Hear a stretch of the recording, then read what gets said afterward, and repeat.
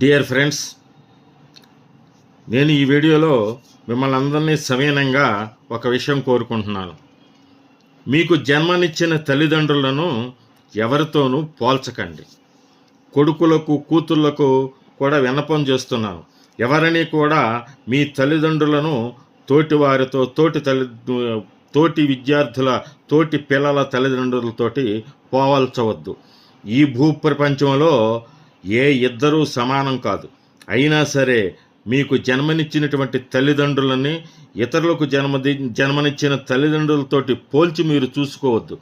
వాళ్ళ అమ్మ ఎలా ఉంటుంది, వాళ్ళ అమ్మ ఎలా చేస్తుంది, వాళ్ళ నాన్న ఎలా చేస్తాడు, వాళ్ళ అమ్మాయికి అయితే మంచి మంచి డ్రెస్సులు కొంటుంది, వాళ్ళ నాన్న అయితే ఎలా ఉంటాడో తెలుసా, ఎంత పాకెట్ మనీ ఇస్తాడో తెలుసా, ఏంటమ్మా ఏమీ పట్టించుకోడు అని చెప్పి రకరకాలుగా ఇలా ఒక విషయం కాదు, ప్రతి విషయంలోనూ పోల్చి చూసుకుంటూ ఉంటారు.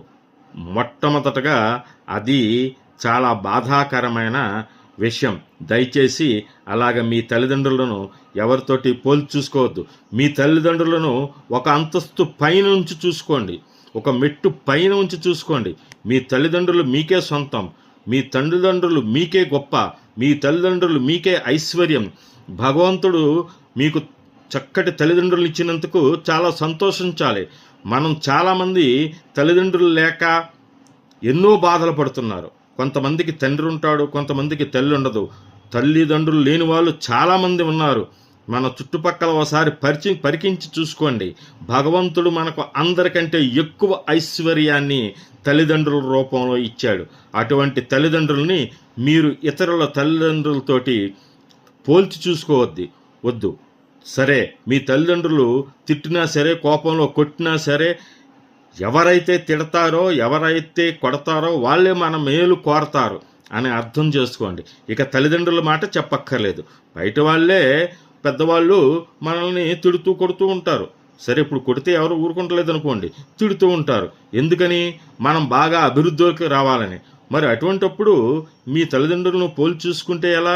మీ తల్లిదండ్రులు మీ మీద ఎన్నో ఆశలు, ఎన్నో కలలు పెట్టుకుని ఉన్నారు. వాళ్ళు తీర్చుకోలేని ఆశలు, వాళ్ళు తీర్చుకోలేని కలలను మీ ద్వారా తీర్చుకుందామని మీ మేలే కోరుతూ ఉంటారు. అటువంటి తల్లిదండ్రుల్ని ఇతరుల తల్లిదండ్రులతో పోల్చకండి. ఇది చాలా బాధాకరమైనటువంటి విషయం.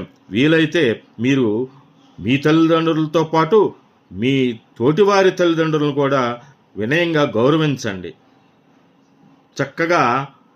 అంతేగాని వాళ్ళు అలాగా ఇలాగా అనుకోవద్దు. ఎవరైనా తల్లిదండ్రులు చూపించి పోలిస్తే